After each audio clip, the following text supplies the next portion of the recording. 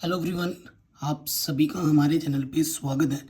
आज के इस वीडियो में हम क्लास 11th की जो मैथमेटिक्स है, जो चैप्टर नंबर 12 है, त्रिविमीय ज्यामिति का परिचय के प्रश्नावली 12.3 को डिटेल में हम सॉल्व करेंगे। उससे पहले ये जो टॉपिक है बेटा, वो विभाजन सूत्र पर है।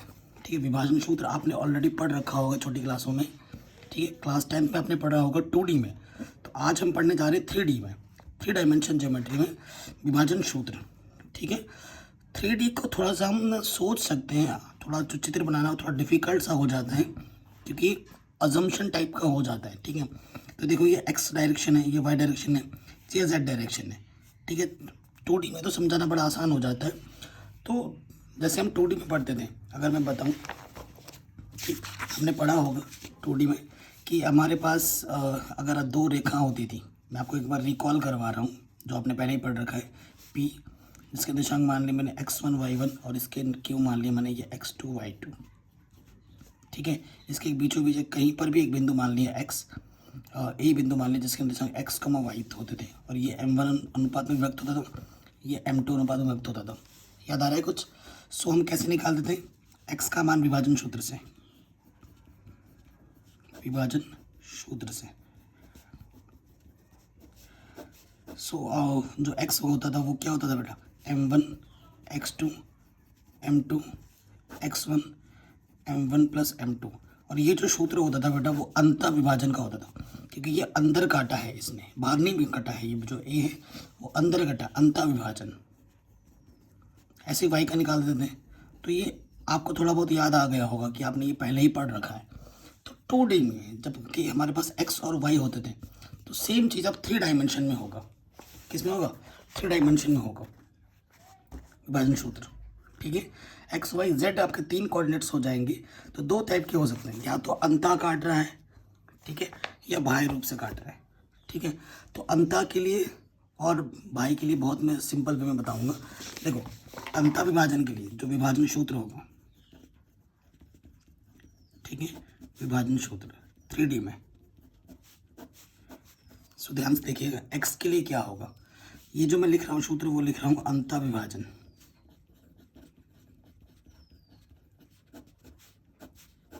ठीक है, ये ध्यान रखना। x के लिए क्या होता है बेटा सूत्र, m1 x2 plus m2 x1 m1 plus m2। ठीक, फिर y के लिए क्या हो जाएगा, m1 y2 plus m2 y1 m1 plus m2।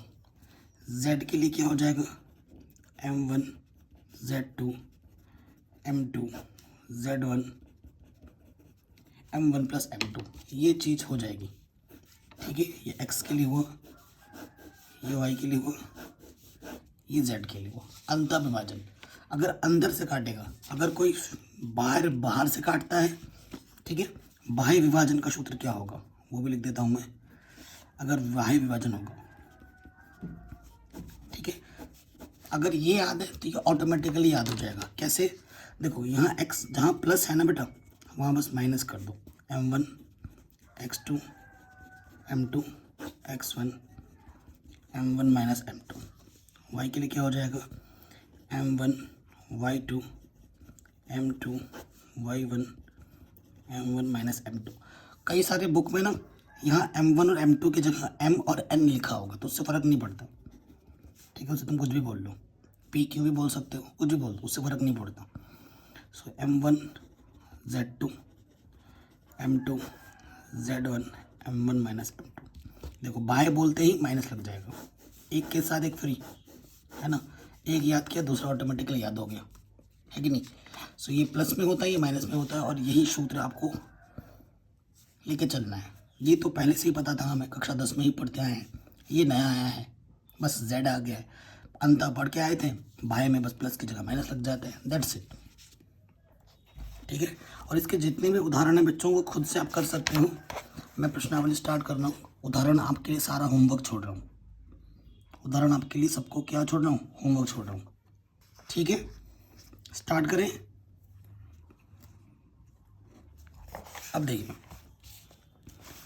विभाजन सूत्र में आ जाते हैं, और सॉरी विभाजन सूत्र के प्रश्न में आ जाते हैं। पहला प्रश्न है, कह रहे बिंदु इतने इतने मिलाने से बने रेखाखंड को अनुपात 2:3 में अंतः और 2:3 में बाह्य विभाजित करने वाले बिंदुओं के निर्देशांक ज्ञात कीजिए। इतना आसान क्वेश्चन है। प्रश्नावली हमारी कितनी है? प्रश्नावली हमारी है बेटा 12.3, 12.3 का फर्स्ट क्वेश्चन।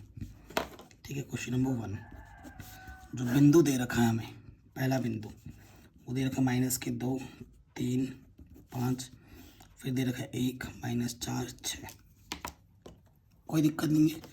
ये मेरा x1, ये y1, ये z1, ये क्या लिख दिया यार, x2 होगा, x2, y2, ये z2।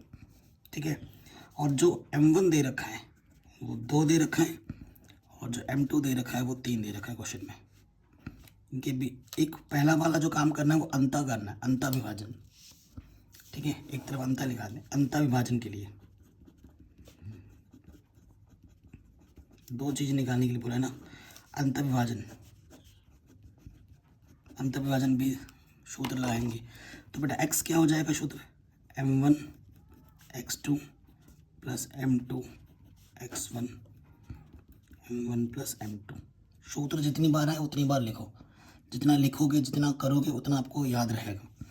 m1 कितना है बेटा 2, x2 कितना है 1, m2 कितना है 3 और x1 कितना है -2। तो m1 प्लस m2 2 + 3, 2 3 दूनी 6, 2 -6 बट्टे 5, तो यह आ जाएगा -4 बट्टे 5। एक्स निर्देशांक आपको ये मिल गया। ठीक है, अब आप y निकालोगे, सूत्र फिर से लिखेंगे।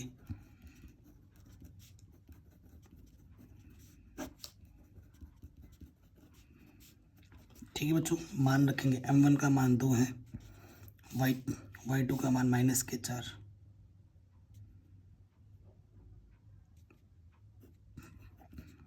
ठीक है, प्लस m2 का मान 3 है और y1 का मान 3। m1 प्लस m2 हल करेंगे तो ये आ जाएगा -8, 3 × 9, तो ये आ जाएगा 1/5। z का सूत्र क्या होगा, m1 z2 m2 z1 m1 plus m2। ठीक है बच्चों, यही होगा। सो देखो बच्चों, m1 का मान कितना है हमारे पास 2 है, z2 का मान हमारे पास क्या 6 है, m2 का मान 3 है और z1 का मान 5 है, m1 प्लस m2। तो 6 दूनी 12, 3 बचे 15, 5, 27/5। ठीक है, ये आ गया। अतः बिंदु जो होगा वो x जो कि -4/5, y 1/5 और z 27/5 होगा। ये हमारा आंसर आ जाएगा। ये आंसर मिला हमें अंतर विभाजन के लिए। अब सेम काम करना है हमें बाह्य विभाजन के लिए। तो देखो बेटा, सूत्र यहाँ सेकंड पार्ट लिख दो, बाह्य विभाजन। आपको पता है सूत्र में बस माइनस लग जाता है ना, सूत्र में बेटा क्या लगता है, माइनस लग जाता है, बस सब कुछ वही है। देखो, सिर्फ जहाँ जहाँ प्लस है वहाँ वहाँ माइनस कर दो। ठीक है, सो m1 x2 minus m2 x1 m1 minus m2। ठीक है, सो देखो कैलकुलेशन पे ध्यान दो, सारा मान तो वही रहेगा, सारा मान वही रहेगा, सिर्फ क्या जाएगा, माइनस आ जाएगा। तुम पूरा करना, मैं कर देता हूँ, बाकी मैं डायरेक्ट लिख दूंगा। ठीक है, ध्यान रखना। सो 2 3 दूनी 6 माइनस माइनस प्लस -1, तो ये -8 आ गया वही। ठीक है, फिर से वही सूत्र,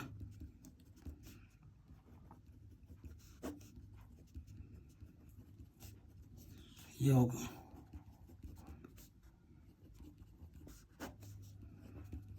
तो -8, 3 × 9 -1, 8 और 9 17, 17 -17 तो प्लस के 17 हो जाएगा।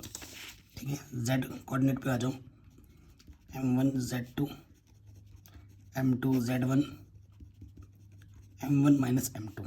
ठीक है, सो m1 सारा मान तुम रख चुके हैं पहले से ही, बस माइनस करना है। तो ये आ जाएगा 12, 3 × 5 = 15 -1, तो माइनस का 3, ये प्लस का 3 हो जाएगा। सो जो आंसर होगा बाह्य बिंदु x माइनस के 8 है, y आपका 17 है और z आपका 3 है।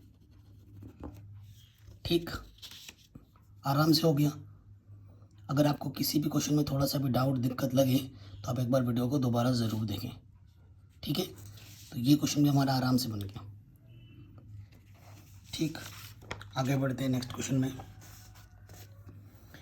कह रहे दिया है गया है कि बिंदु इतने इतने और इतना संरेख है, वह अनुपात ज्ञात कीजिए जिसमें Q PR को विभाजित करता है। ये जो Q है वो PR को विभाजित कर रहा है।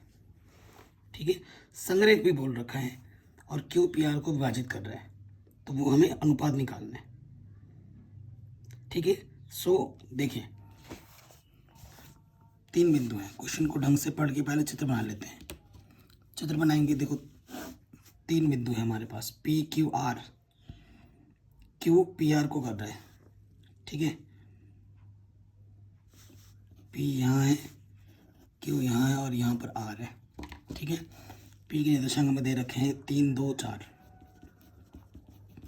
Q दे रखा है हमें 5, 4 -6 और R हमें दे रखा है 9, 8 -10।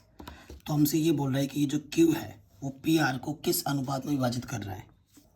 तो Q बेटा क्या है, ये अंता बिंदु है। आपको पता लग रहा है ये वाला बिंदु क्या है बेटा, अंता, बीचों बीच है।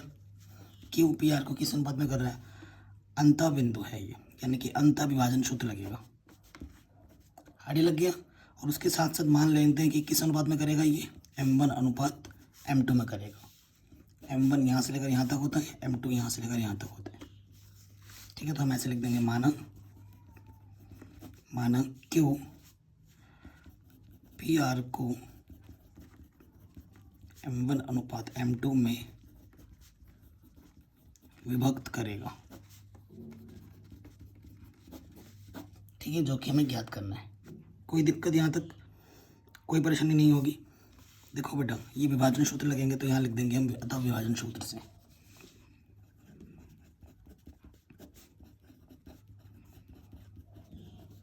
विभाजन सूत्र से, तो विभाजन सूत्र हमारे बेटा, तुम x के लिए करो, y के लिए करो, z के लिए करो, x के लिए करते ही तुम्हारा आंसर आ जाएगा। ठीक है, एक के लिए करोगे तुम्हारा आंसर आ जाएगा।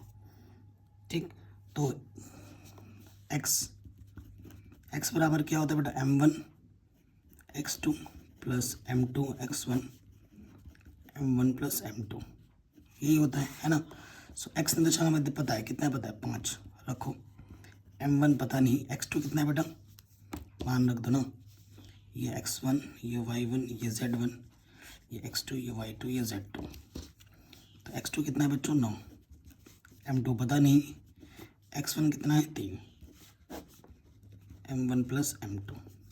ठीक है, तिरछे गुणा कर दोगे, 5M1 5M2 9M1 3M2। तो आपको क्या करना है, M2 को एक तरफ लाना है, 3 प्लस का इधर के माइनस का हो जाएगा, ये प्लस का इधर के माइनस का हो गया। सो यहाँ से 5 में से 3 घटाएंगे 2M2, 9 में से 5 घटाएंगे 4M2, 2 1 कम 2, 2 दूनी 4। ठीक है, यहाँ पर ये M1 है ना, तो ये देखो बेटा, यहाँ कुछ नहीं तो गुणे में 1 लिख सकता हूँ, ये गुणे में M2 इधर आके भाग में आ जाएगा और ये 2 गुणे में इधर आके बट्टे में आ जाएगा। बट्टे का मतलब क्या होता है, अनुपात, 1/2 यानी कि 1:2। ठीक है, सो किस अनुपात में विभक्त करेगा, 1:2 में विभक्त करेगा। आगे बच्चों समझ में, जैसे ही x के लिए किया ना, तुम ऐसे ही y के लिए करोगे या फिर तुम z के लिए करोगे, सेम प्रोसीजर। ठीक है, तो यही आंसर आना है, यहाँ पर भी 1:2 आएगा, 1:2 आएगा। ठीक है, एग्ज़ाम में तुम सिर्फ इसको ही करके दिखाना, वाई और जेड की कोई ज़रूरत नहीं है, करना चाहोगे करके देखो, आंसर यही आ रहा होगा। वाई के लिए भी करके देखो, जेड के लिए भी करके देखो, खुद से यही आ रहा होगा। और कमेंट करके बताओ कि यही आ रहा है कि नहीं आ रहा है, यही आएगा देखना। ठीक है, ये क्वेश्चन बन गया। आगे बढ़ते हैं। कह रहे बिंदुओं इतने और इतने को मिलाने वाली रेखाखंड वाई जेड तल बोला है, यानी कि यहाँ एक्स नहीं है, यानी कि एक्स निर्देशांक हमारा 0 है। जिस अनुपात में विभक्त होता है उसे ज्ञात कीजिए।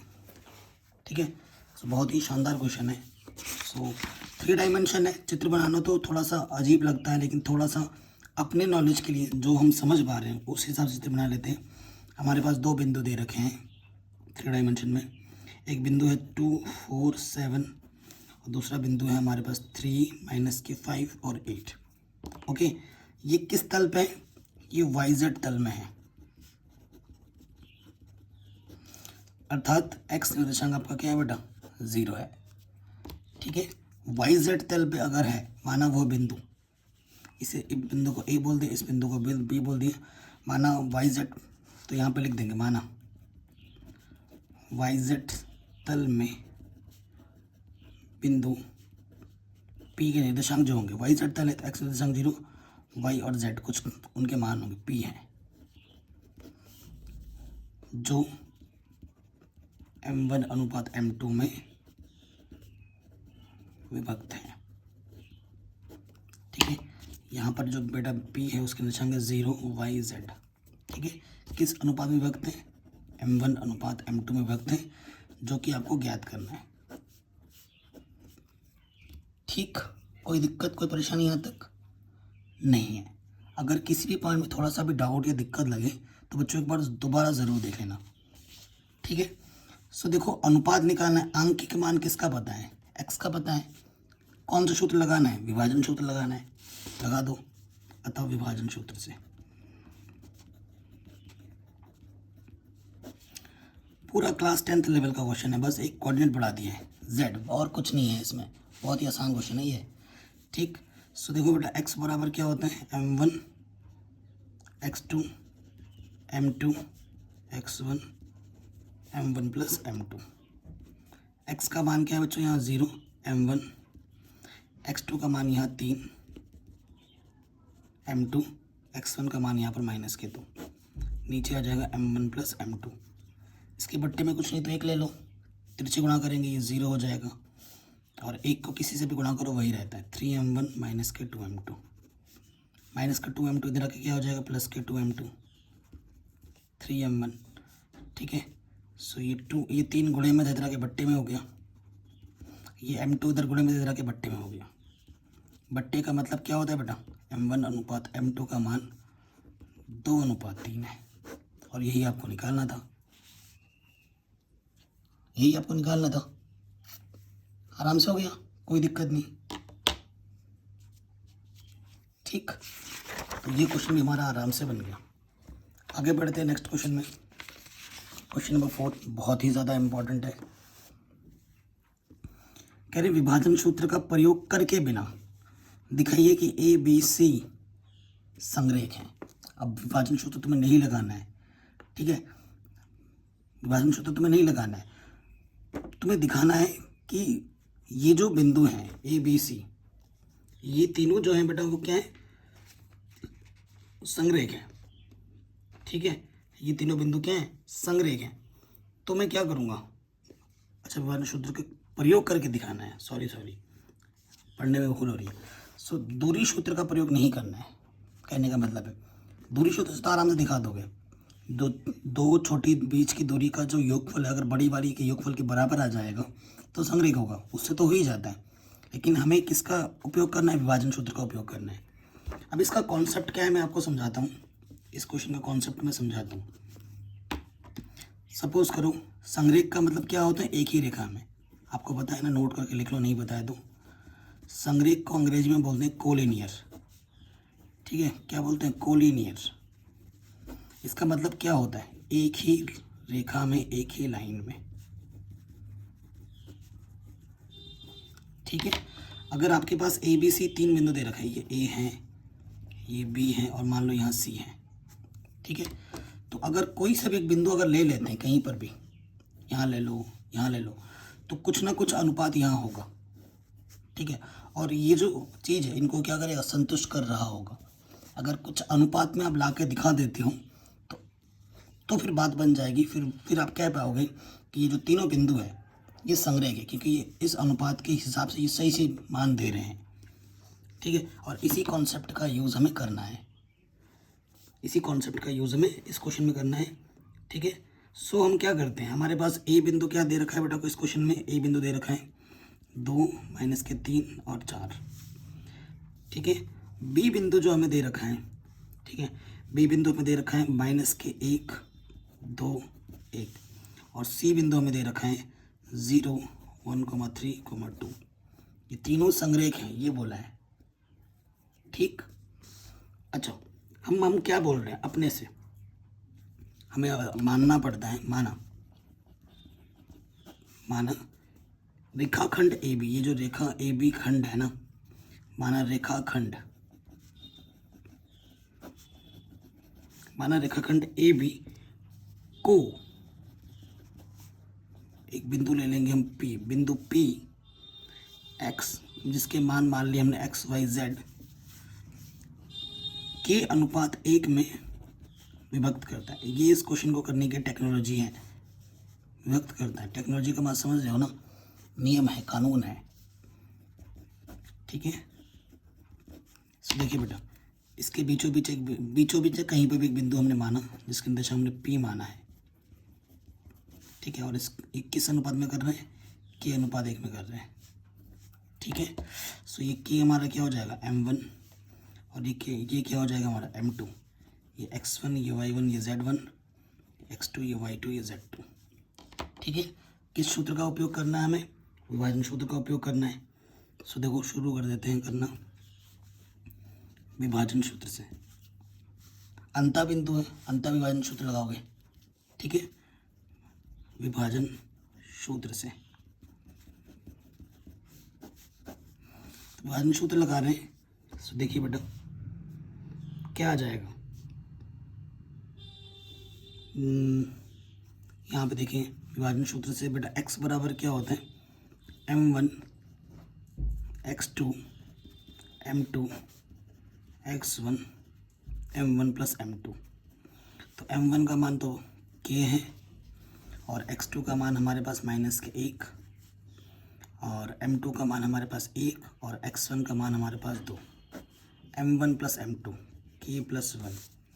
सो x का मान हमने हल किया तो -k + 2 k + 1 आया।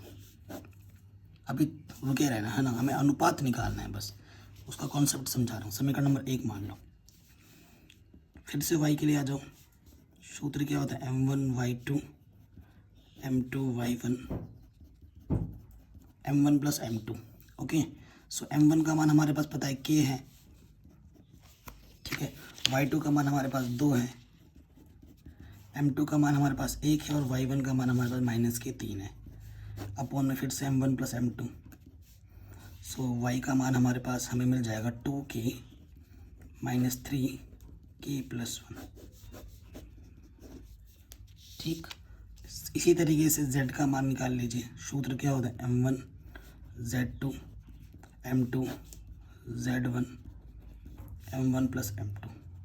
m1 का मान क्या है बच्चों k, z2 का मान क्या है 1, m2 का मान 1, और z1 का मान कितना है बेटा 4। नीचे आ जाएगा m1 + m2, तो ये आ जाएगा k + 4 k + 1, ठीक है। मान रख दिया, m1 + m2 का मान रख दिया लास्ट में। ये आ गया समीकरण नंबर 3।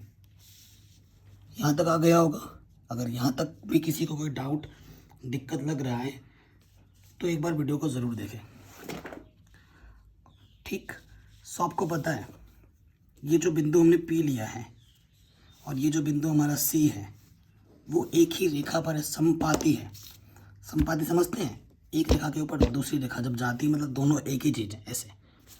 तो ये इसी लाइन पे है और ये भी इसी लाइन पे ही है, ठीक है। लाइन है तो समपाती बोल सकते हैं, चूंकि बिंदु P व C समपाती हैं, इसीलिए जो बिंदु P का मान होगा ना वो इस चीज़ के बराबर लेके चलना पड़ेगा। ठीक है, P हमारे पास क्या है बेटा, अभी ये x निर्देशांक, ये y निर्देशांक, ये z निर्देशांक, ये हमारे पास आ जाएगा -k+2 k+1 2k - 3 k+1 और यहाँ से k+4 k+1। ये चीज़ किस चीज़ के बराबर होगी, ये चीज़ किस चीज़ के बराबर होगी, 0। इसी कॉन्सेप्ट से ही लेके चलना है क्वेश्चंस को। ठीक है, क्योंकि एक लाइन में संपाती का कॉन्सेप्ट लास्ट में यूज़ कर देना है ताकि आपको आपका k/1 मिल पाए। ठीक, अब हमें क्या करना है, ये x निर्देशांक है, ये x निर्देशांक है, बराबर ले लो, या y को y ले लो या इसको ले लो, किसी के कोई एक को ले लो, बात बन जाएगी। तो मैं ये ले रहा हूँ -k+2 k+1 = 0। इसके बट्टे में कुछ नहीं, देख ले लो, तिरछे गुणा करेंगे -k+2 0। तो k का मान कितना आ गया बच्चों, 2 आ गया, जो कि हमें चाहिए था। अर्थात अनुपात k/1 माना था, तो हमें 2:1 आ गया। चूँकि ये पर्टिकुलर अनुपात हमें मिल चुका है ना, अगर ये किसी अनुपात में विभक्त कर रहा है तो आंसर बिल्कुल सही है हमारा। ठीक है, सो अर्थात लास्ट में लिख दोगे, अर्थात ABC संरेख है। ठीक है, ABC संरेख है, ये वाला हो जाएगा। सो देखो बेटा, इसी कॉन्सेप्ट पे इसी कॉन्सेप्ट पे करेंगे। ये उदाहरण नंबर 10 बहुत इंपॉर्टेंट है, ये आपको होमवर्क करना है। ऑलरेडी सरल किया हुआ है, पहले खुद से बनाना, नहीं आता फिर जाके देखना है। ये क्वेश्चन देखिए बेटा, 1 नंबर में आ सकता है, केंद्रक ज्ञात करना है। ठीक है, सेंट्रॉइड बोलते हैं, केंद्रक ज्ञात करना है। तो केंद्रक का सूत्र होता है ये। ठीक है, अगर आपके पास केंद्रक ज्ञात करना है, x 3 बिंदु दे रखे हैं, तो ये सूत्र होता है x का, तीनों को जोड़ो बट्टे 3, तीनों को जोड़ो बट्टे 3, तीनों को जोड़ो बट्टा 3। तो ये 1 नंबर में आ सकते हैं। हाँ, और ये होमवर्क है, जो क्वेश्चन अभी हमने जस्ट किया उसी पर आधारित एक क्वेश्चन लिया है।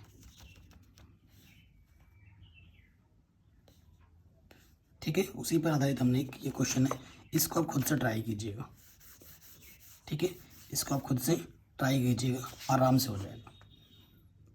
ठीक है, ये 8वां क्वेश्चन आप मेरी तरफ से होमवर्क है, सरल किया हुआ है, एक बार देखना, नहीं होता है मुझे कमेंट करना, मैं फिर करवा दूंगा।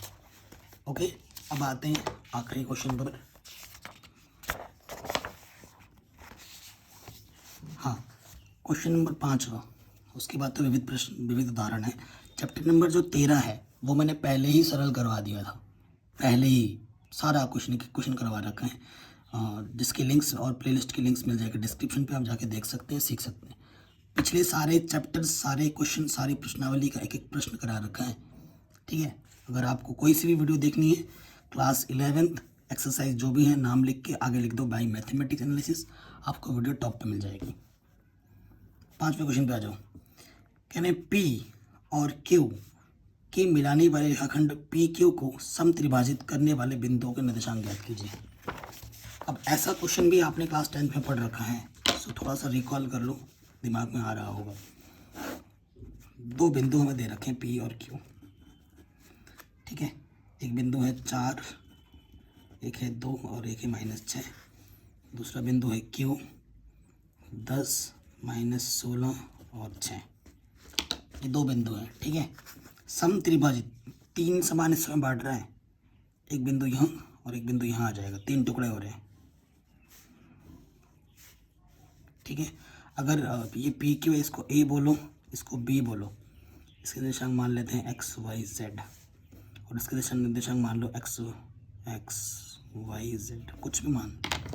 ठीक है, सो अगर हम B बिंदु की बात करें तो यहाँ से 2 टुकड़ा और यहाँ से 1 टुकड़ा। ठीक है, किसके लिए, B बिंदु के लिए। ये जो मैंने चित्र बनाया है ये B बिंदु के लिए, B बिंदु के लिए, और जो बिंदु है वो अंदर ही है, यानी कि अंतः विभाजन सूत्र लगेगा। ठीक है, विभाजन सूत्र से। सो हमारे पास जो M1 होगा वो कितना होगा, 2, और जो हमारा m2 होगा वो कितना होगा बेटा 1। ठीक है, हमारा ये x1 है, ये y1 है, ये z1, ये x2, ये y2, ये z2। बताइए कर लोगे आप x विभाजन सूत्र से?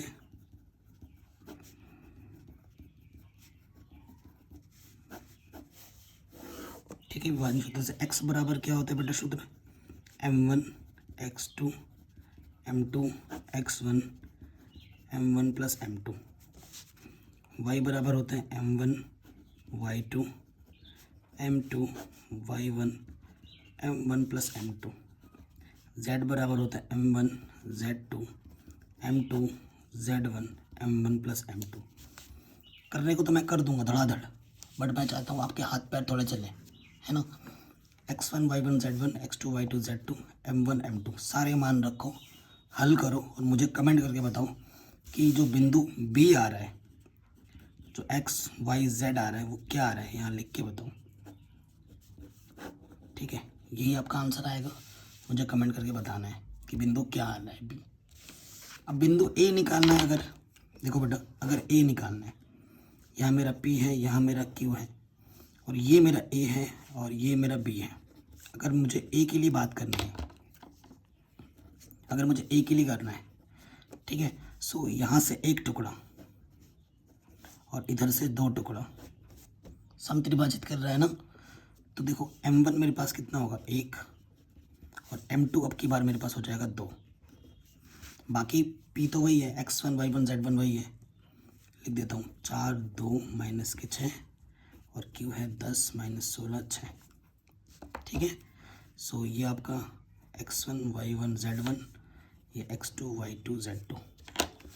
सिमिलरली विभाजन सूत्र से आपको बिंदु निकालने हैं। x का मान निकालना है, y का मान निकालना है, z का मान निकालना है, और मुझे भी इसका आंसर बताना है कि a बिंदु आपको क्या मिला। कमेंट करके बताना है b बिंदु आपको क्या है, कमेंट करके बताना है आपको a बिंदु क्या मिला। सारा कुछ कर दिया है मैंने, थोड़ा बहुत हल्का फुल्का कैलकुलेशन बचा वो आप मुझे करके बताओ। ये भी कर देता, मैं बस चाहता हूँ कि आपके थोड़ा बहुत हाथ पैर चलो, नहीं तो आप पूरा फुल टू निर्भर हो जाते हो मेरे पे। जब तक क्वेश्चन आप खुद नहीं बनाओगे ना बेटा, कुछ नहीं आएगा, सीधी सी बात है।